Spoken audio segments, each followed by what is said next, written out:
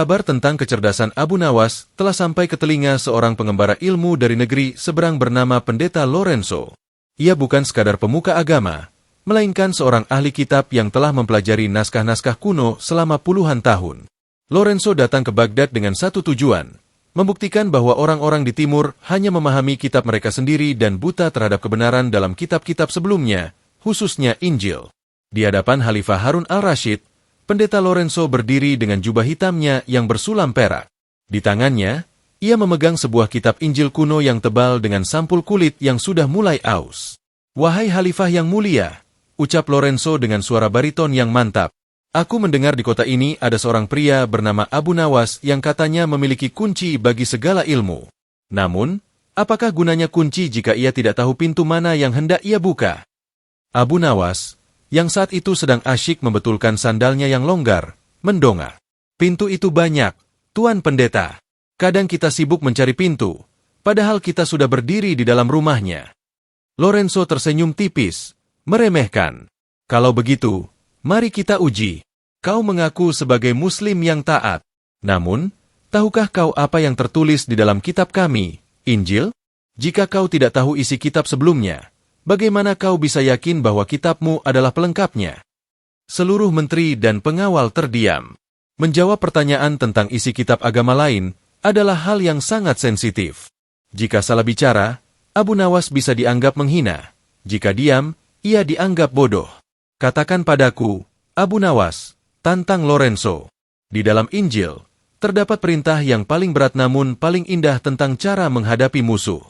Jika kau memang memahami ruh dari ajaran Tuhan, sebutkan apa inti dari ajaran Yesus, Nabi Isa, mengenai cinta kepada sesama yang seringkali disalahpahami manusia." Abu Nawas berdiri, melangkah mendekati Lorenzo tanpa rasa takut. Ia tidak meminta kitab itu dibuka, ia justru menatap mata sang pendeta dengan dalam. "Tuan Pendeta," jawab Abu Nawas, "di dalam Injil, tercatat ajaran yang sangat luhur. Jika seseorang menampar pipi kananmu, berikanlah juga pipi kirimu. Bukankah itu yang kau maksud?" Lorenzo sedikit terkejut karena Abu Nawas mengetahuinya secara akurat. "Benar, tapi itu hanya kulitnya. Sekarang katakan padaku, apa makna tersembunyi di baliknya menurut akalmu? Apakah itu berarti kita harus menjadi bangsa yang lemah dan penakut?" Abu Nawas menggelengkan kepalanya perlahan. Ia memberikan penjelasan yang membuat seluruh ruangan terpesona. "Tuan Lorenzo, perintah itu bukan tentang kelemahan fisik, melainkan tentang kekuasaan jiwa. Memberikan pipi kiri saat pipi kanan ditampar adalah cara untuk menunjukkan bahwa kebencianmu tidak bisa menyentuh kedamaianku. Jika aku membalas memukulmu, maka aku telah membiarkanmu mendikte perilakuku. Aku menjadi budak dari amarahmu. Namun, ketika aku tetap diam dan mencintaimu meski kau menyakitiku, aku sedang menunjukkan bahwa aku adalah tuan bagi diriku sendiri. Itulah inti dari Injil yang kau bawa. Cahaya tidak akan bisa dikalahkan oleh kegelapan. Satu-satunya cara mengusir kegelapan adalah dengan membawa lebih banyak cahaya." Abu Nawas melanjutkan, "Kami menyebut Nabi Isa sebagai Ruhullah, ruh dari Allah. Seorang ruh tidak bisa dipukul oleh tangan manusia. Maka, ajaran itu memerintahkan kita untuk menjadi ruh, bukan sekadar daging. Jika kau hanya memahami bahwa itu adalah soal pipi yang memerah, maka kaulah yang sebenarnya tidak memahami isi Injilmu sendiri, Tuan Pendeta." Pendeta Lorenzo terpaku. Ia mengharapkan debat panjang tentang teks dan sejarah, namun Abu Nawas justru memberikan intisari filosofis yang melampaui batas-batas doktrin. Lorenzo menutup kitabnya dengan keras. "Kau cerdas, Abu Nawas. Kau memahami kasih dalam kitab kami. Tapi, mari kita masuk ke wilayah yang lebih sulit.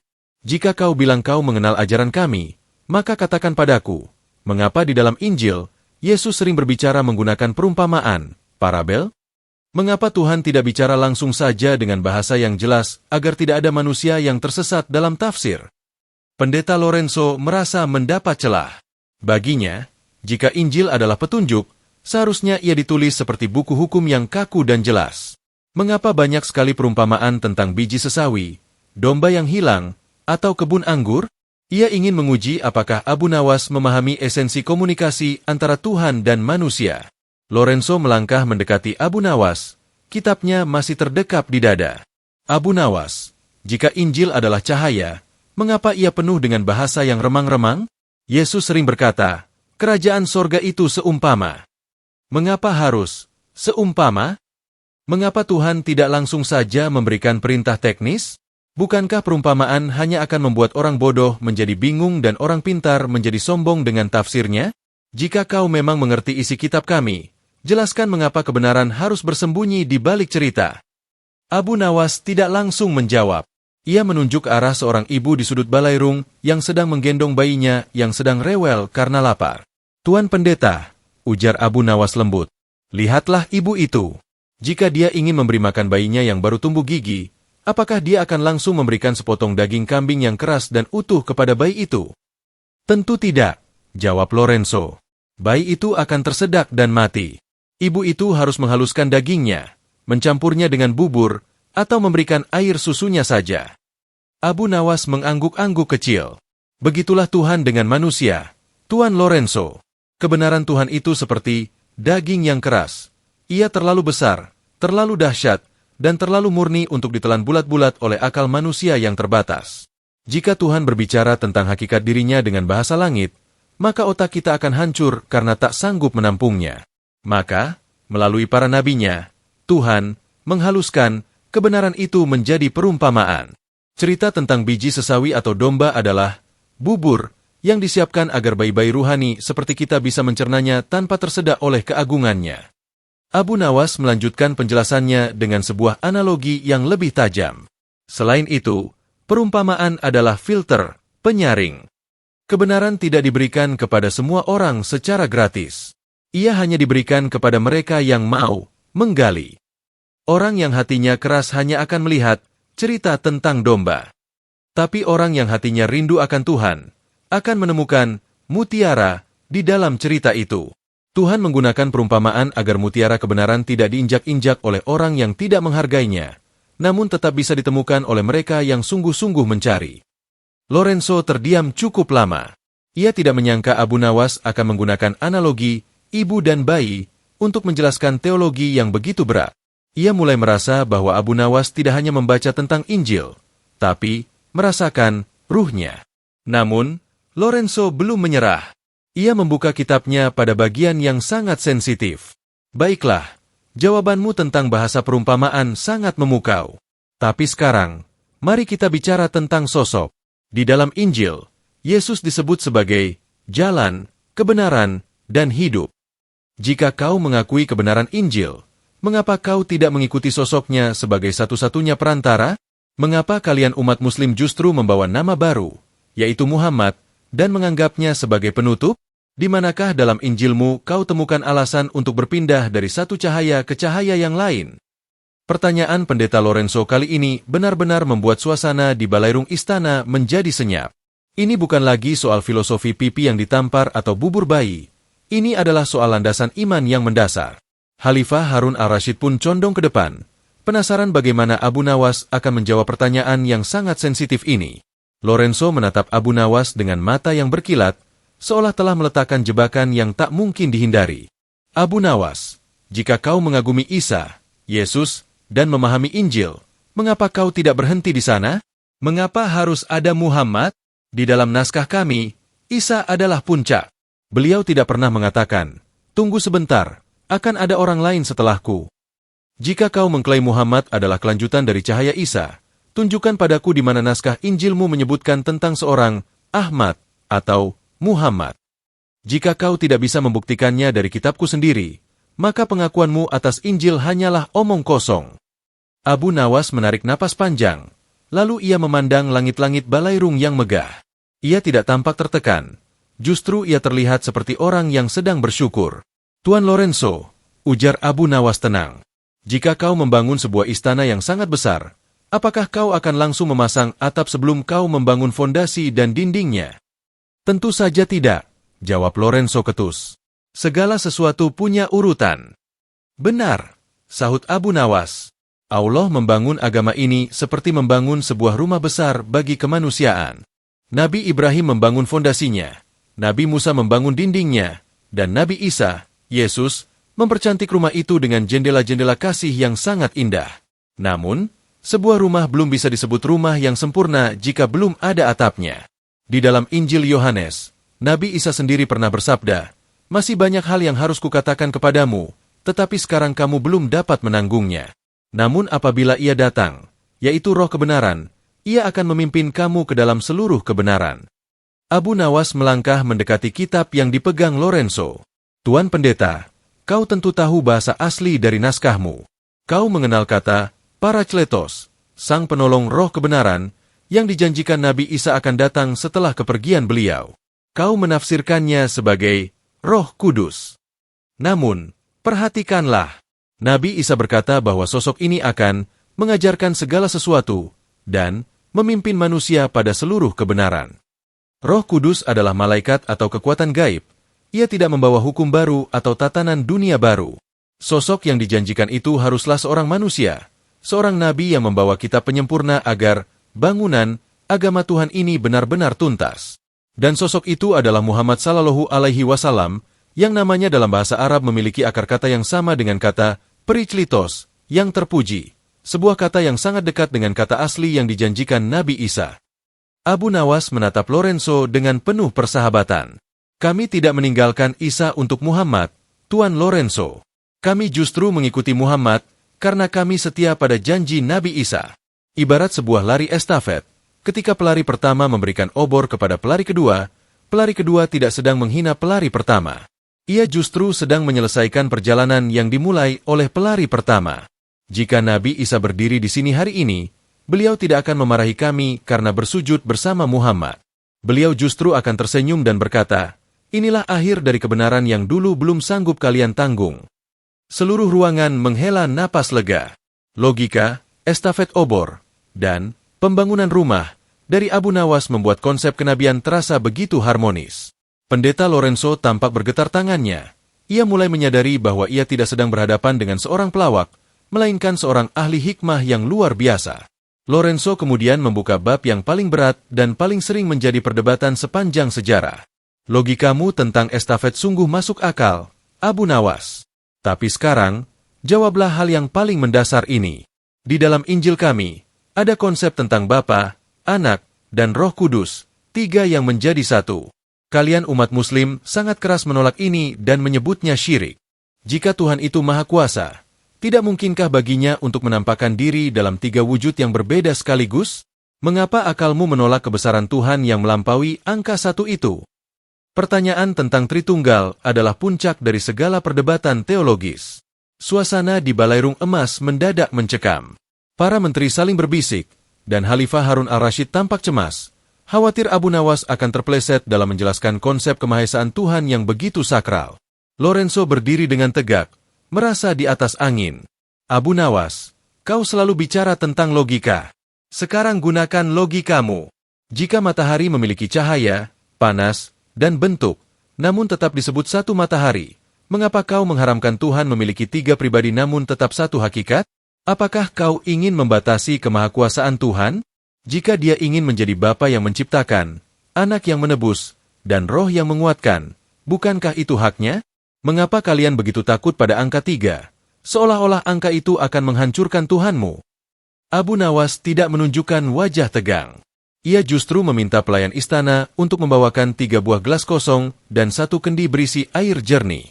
"Tuan Pendeta," ujar Abu Nawas sambil menuangkan air ke dalam ketiga gelas tersebut. "Lihatlah air ini.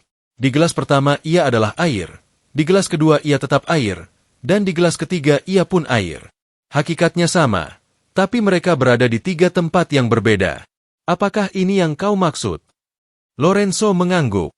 Kurang lebih seperti itu analoginya.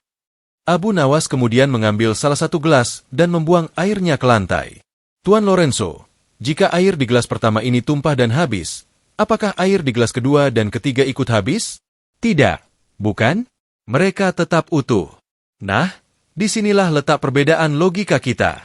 Jika Tuhan terbagi menjadi 3 pribadi, dan salah satu pribadinya mengalami sesuatu, misalnya, pribadi anak, menderita atau mati di tiang salib, maka pada saat itu Tuhan tidak lagi utuh. Jika satu bagian bisa dipisahkan dari bagian lain, berarti bagian-bagian itu saling membutuhkan untuk menjadi satu kesatuan. Padahal, syarat utama Tuhan adalah Maha berdiri sendiri, Al-Qayyum. Sesuatu yang terdiri dari bagian-bagian bukanlah Tuhan, melainkan susunan. Dan setiap susunan membutuhkan penyusun. Jika Tuhan tersusun, maka siapa yang menyusunnya? Abu Nawas melangkah ke jendela yang tersinari matahari pagi. Kau tadi mencontohkan matahari, cahaya, dan panas. Tapi dengarlah, Tuan Pendeta, cahaya dan panas bukanlah matahari itu sendiri.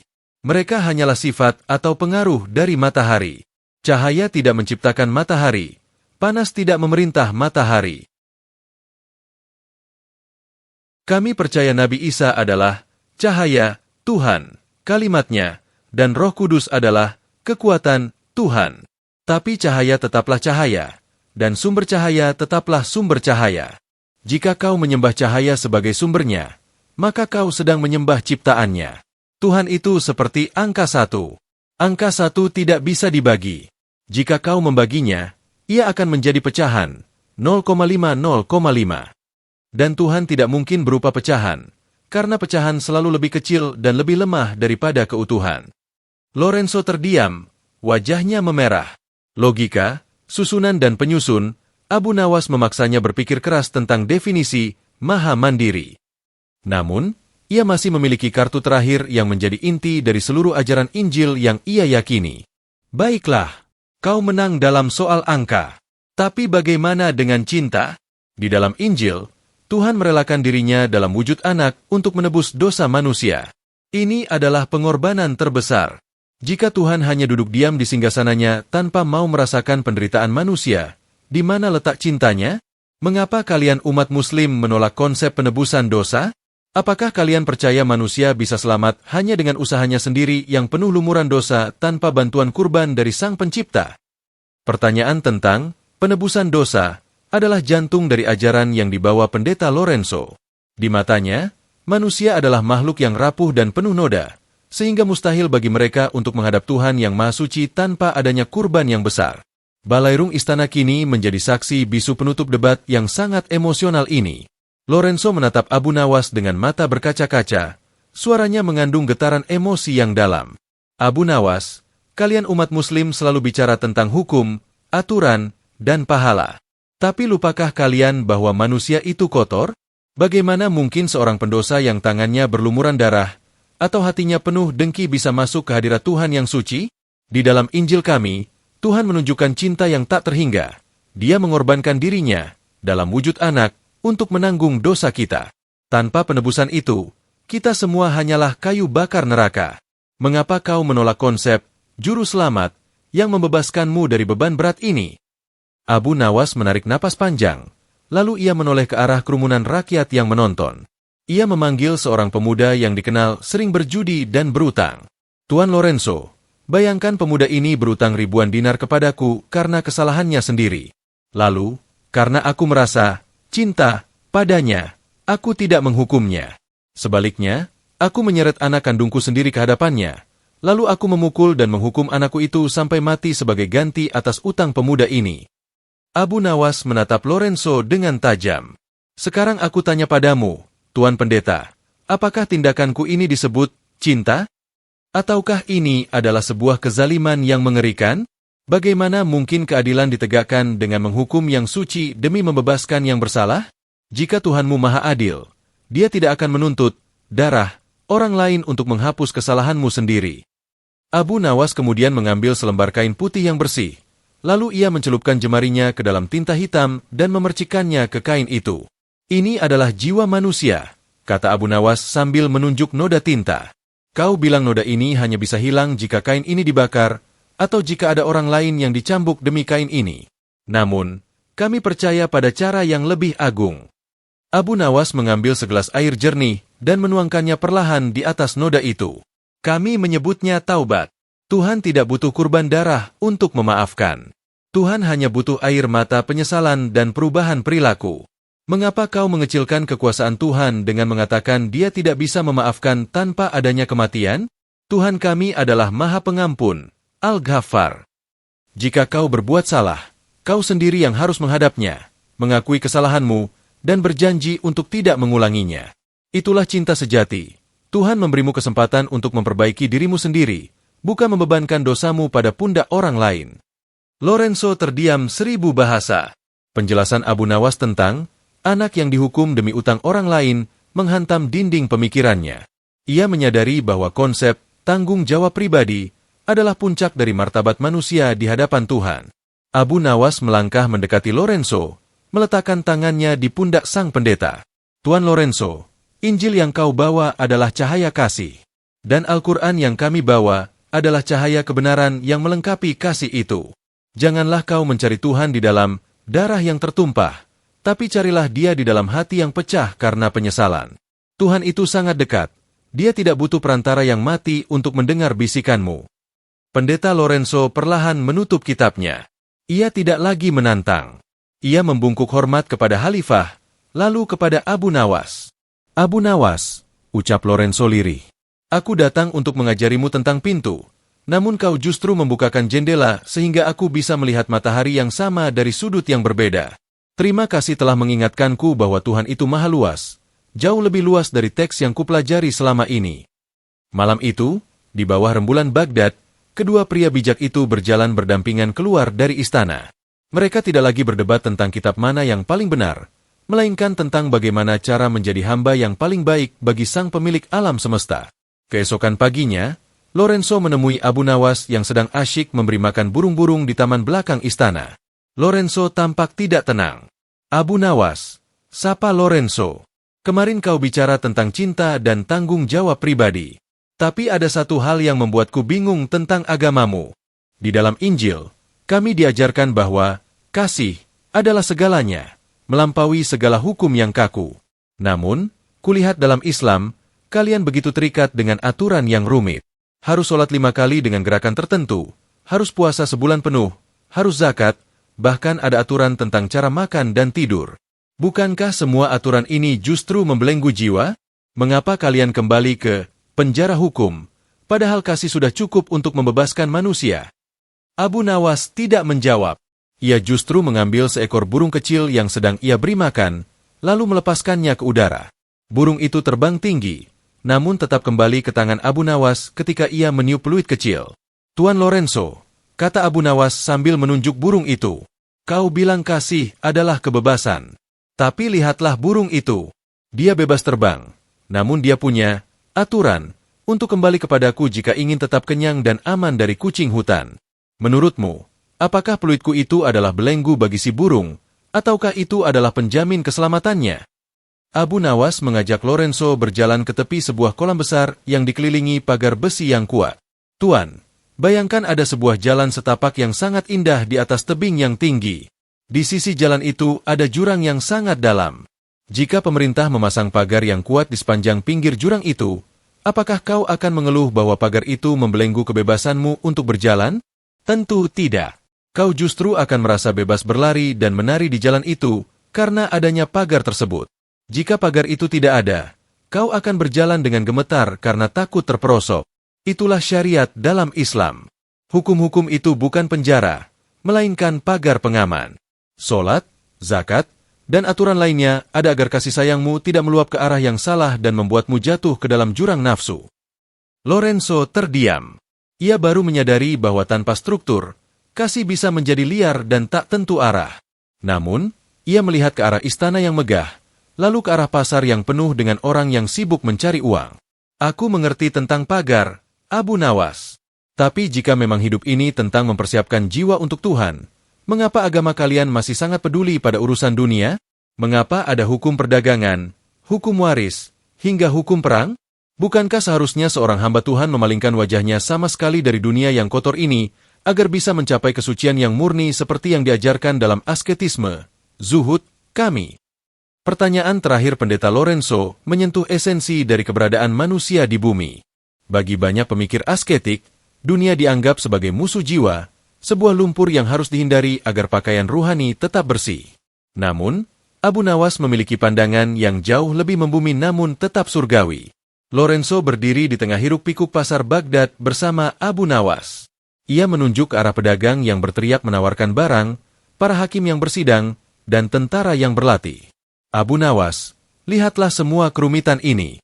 Mengapa Tuhanmu menurunkan hukum untuk mengatur jual beli, pembagian harta, hingga urusan pemerintahan? Bukankah itu semua urusan rendah? Jika kita ingin suci, bukankah seharusnya kita menyepi di puncak gunung atau di dalam biara yang sunyi? Bagaimana mungkin seseorang bisa mencintai Tuhan dengan murni jika tangannya masih sibuk menghitung uang dinar dan mengurus urusan duniawi yang fana ini? Bagiku, keterlibatan agamamu dalam urusan dunia justru membuat wajah Tuhan menjadi tertutup oleh debu pasar. Abu Nawas tidak langsung berdebat. Ia mengajak Lorenzo mendekati seorang petani yang sedang sibuk mencangkul tanah yang becek dan penuh kotoran hewan di pinggiran kota. "Tuan Lorenzo," tanya Abu Nawas, "lihatlah petani itu. Tangannya kotor, bajunya bau lumpur, dan dia sibuk dengan tanah yang kau sebut rendah ini. Apakah menurutmu petani ini sedang menjauhkan diri dari nikmatnya memakan roti yang lezat?"